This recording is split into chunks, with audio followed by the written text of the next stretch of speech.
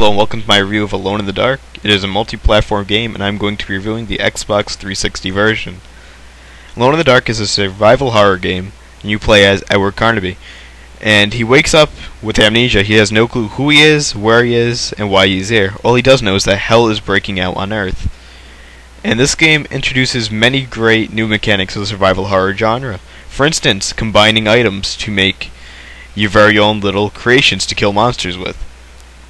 I'm going to be showing you a few of them. For instance, you can tape an explosive plastic bottle to make it stick wherever you want.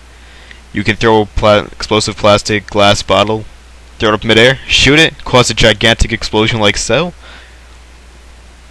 Or you can actually mix fluid, like flammable fluid, with your bullets and make fire bullets. And you can even go as far as making your own flamethrowers. Doesn't matter. Need to get to a hard to reach spot? Put some double-sided tape onto a glow stick, and there you go. Now you're all lit up. The game also features several challenging puzzles. By several, I mean at least 30-35 of them. For instance, this one, you're on a bus, and it's hanging off of a cliff. And now if you go to the front of the bus, it tips over the cliff. So how'd you get to the front? Well, basically have to balance the bus. So you need to take these 3 dead bodies inside the bus and pull them towards the back. It's just very creative and works really well with the pacing of the game. It's not overly challenging, but it's not overly obvious either. And before you start playing the game, you get a cool little recap of what you've played as you load it. For instance, this one. The path of light's finally within our reach. Edward, who said you could talk? Mr. Scarf, take the rag doll up to the roof and kill him. Consider it done.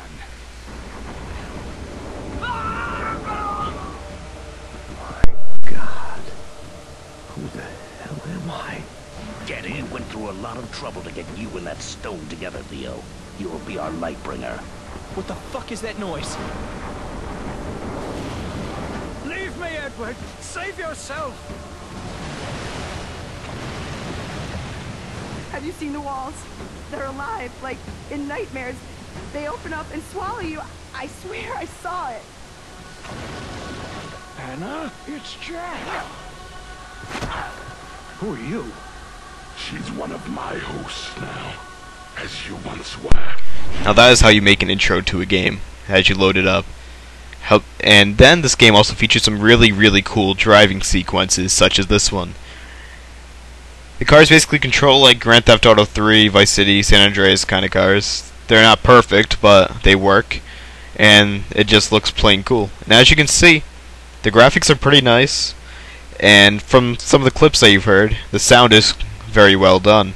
Now if you're stuck in this game, you can just bring up the pause menu, and if you're stuck, let's say, like in the 4th episode or whatever, you can skip forward, go past those scenes, but if you do this, you negate all items you have, and you will not get an achievement. So be warned. Now this game also features great boss fights and some great dialogue, such as this. It matters not that you're unable to recall your sins. For you, there will be no mercy. I'm not asking for mercy. So you assume responsibility for the blood you've shed. Well, That's my problem. Now let's see how you beg for mercy. Just a lot of this is just so cool to me.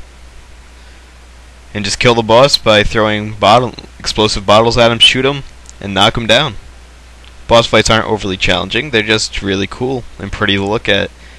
Overall, I'd say this game is very good. Unfortunately, I could not show you that much of the game, because showing you too much would spoil quite a bit. I however, do recommend checking this out if you love the survival horror games.